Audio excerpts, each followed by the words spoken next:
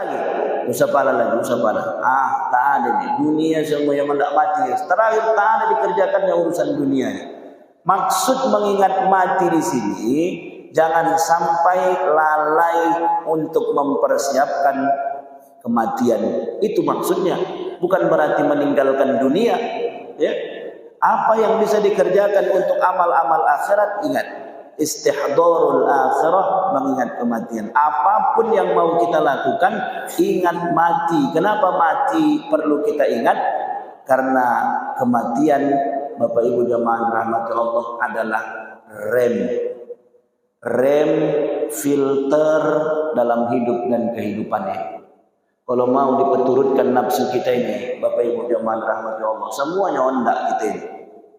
Yang ondak kaya, yang ondak jadi pejabat, yang hendak berbini 3 umpama, ya kan, umpama. Ya, yang macam lah yang mau kita ini banyak, nafsu syahwat kita ini banyak. Semua hendak kita kerjakan, semua hendak kita lakukan. Tapi yang namanya mati menjadi rem. Iya, aku pingin cepat kaya. Tapi kalau caranya harus dengan korupsi, macam mana nanti di akhirat? Itulah makanya orang beriman tuh Pak, ada rem. Mau korupsi dia, diingatnya umat mati aku nanti. Begitu mati, ketahuan sama malaikat aku korupsi, bumbang aku dalam kubur nih, bumbang.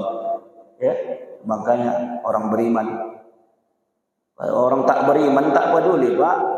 Makanya orang-orang Jepang, orang-orang sana begitu berhutang dia tak bisa dia bunuh diri, dia lompat dia dari gedung sana, mati, selesai.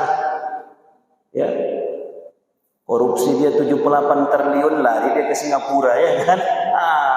Iya, 78 triliun merugikan negara, lari ke Singapura, masuk diterima Singapura. Tapi begitu Ustaz Abdul Somad masuk Singapura, ditolak orang itu. Dan luar biasa gitu. Makanya saya sampaikan juga kemarin waktu khutbah Jumat di Masjid Agung, saya sampaikan, kita ini disibukkan dengan isu-isu yang memang supaya dibuat kita jangan perhatian terhadap isu korupsi, judi online, narkoba. Apa isu yang dibuat? Radikalisme dan terorisme. Oh, hebat betul. Ya, penggiringan isu terhadap radikalisme. Sampai berapa uang negara dikucurkan untuk seminar-seminar tentang radikalisme. Seminar-seminar apa lagi? Modernisasi beragama. Kata, oh, hebat betul. Kemana-mana bikin seminar modernisasi beragama. Rupanya selama ini nggak modern rupanya beragama gitu. Ya. Itu kemana-mana itu. Sebelum kasus Sambo ini pula ya. Sebelum kasus Sambo ini. Modernisasi beragama. Beragama itu harus modern begini-begini. Ya, jangan sampai radikal. Ada rektor Unila, Universitas Lampung kalau saya tak salah. Ya. Rektor Unila yang gencar-gencar luar biasa mengadakan seminar anti radikalisme. Radikalisme sudah masuk ke perguruan tinggi, maka mahasiswa dihimbau untuk berhati-hati bikin seminar. Kemarin tertangkap ya, menerima suap 5 miliar. Ya. Heboh dengan isu radikal, rupanya kerjanya suap. Mahasiswa yang mau masuk itu nyetor sama dia. Cerita radikal. Makanya kalau dipikir-pikir, entah yang mananya korban radikal itu, entah yang mananya korban teroris itu, bisa luar biasa. Tapi kalau sudah cerita judi online, cerita narkoba yang sudah jelas korbannya,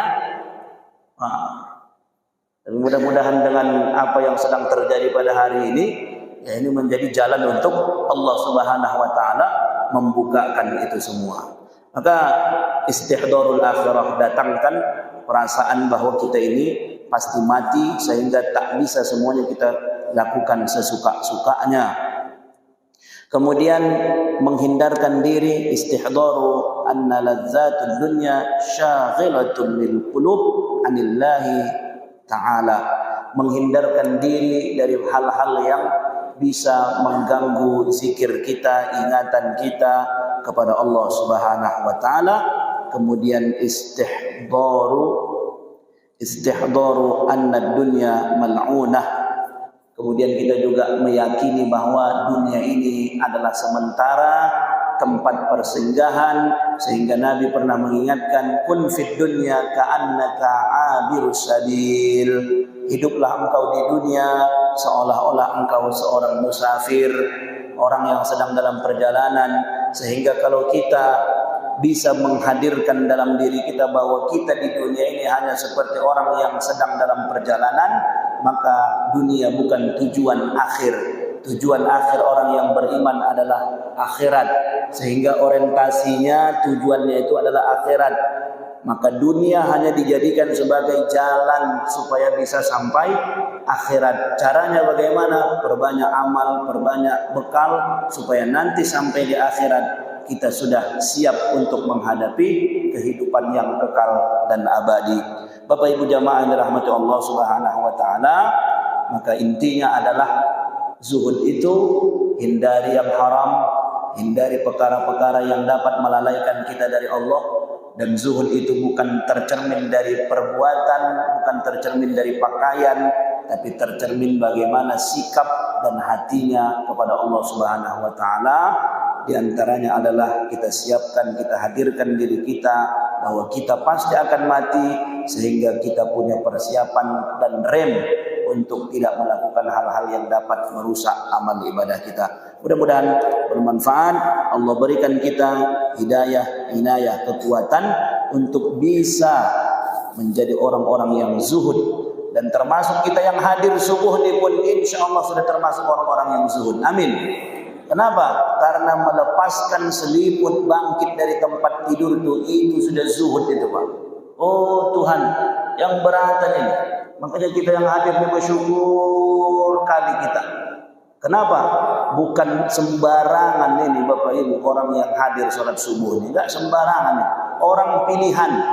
Makanya Nabi mengatakan termasuk di antara pembeda orang mukmin dan munafik adalah subuh berjamaahnya. Ya, nggak usah tinggi-tinggi kita cerita, ayo lawan narkoba, bangkit bela Islam, berangkat ke Palestina. Tahu usah boleh cerita gitu, Pak. Cerita bangkit dari tempat tidur saja. Kalau dari tempat tidur saja pun tak bisa kawan tuh bangkit ke masjid, nggak usah cerita berjuang untuk agama Allah. Nggak usah cerita. Ya, hata doi kan begitu kan, cakap saja itu, nggak ada itu. Kalau sudah cerita dia mau cerita Islam, tengok dulu sholat subuhnya. Makanya ada masjid itu Pak, di mana itu saya baca. Ada BKM itu, kalau mereka mau mengundang ustaz, yang dikerjakan BKM-nya itu diintip dulu. Ustaz itu subuhnya di mana? Ya, ada begitu Pak, saya baca itu masjid. Jadi BKM itu asalkan mau mengundang ustaz, yang dikerjakan BKM itu intip dulu. Ustaz itu subuhnya di mana? Karena berapi-api pun khutbah ustaz itu, paten pun ceramahnya. Kalau sholat subuhnya masih di rumah, ya, kaji saja itu, ya kan begitu. Sampai begitu BKM itu memberikan ukuran standar untuk penceramah yang hadir ke masjidnya. Mudah-mudahan bermanfaat. Subhanakallahumma wa bihamdika asyhadu an la ilaha illa anta astaghfiruka wa atubu ilaik. Alhamdulillahirabbil alamin. Allahumma shalli ala sayyidina Muhammadin. Allahumma innaka ta'lamu anna hadhihi al-qulub qad ijtama'at ala mahabbatik والتقت على طاعتك وتوحدت على دعوتك وتعاهدت على نصرة شريعتك فوثق اللهم رابطتها وأدم ودها واهدها سبلها واملأها بنورك الذي لا يحبو واشرح صدورها بفيض الإيمان بك وجميل التوكل عليك وأحيها بمعرفتك وأمتها على الشهادة في سبيلك إنك نعم المولى ونعم الوكيل اللهم لا تدع لنا في يومنا هذا ذنبا إلا غفرته ولا عيبا إلا سترته ولا هما إلا فرجته ولا دينا إلا قضيته ولا مريضا إلا شفيته ولا ميتا إلا رحمته ولا طالبا إلا وفقته ولا حاجة من حوائج الدنيا والآخرة إلا قضيتها ويسرتها يا أرحم الراحمين. ربنا آتنا في الدنيا حسنة وفي الآخرة حسنة وقنا عذاب النار. وصلى الله وسلم عليه والحمد لله رب العالمين. ثم السلام عليكم ورحمة الله وبركاته.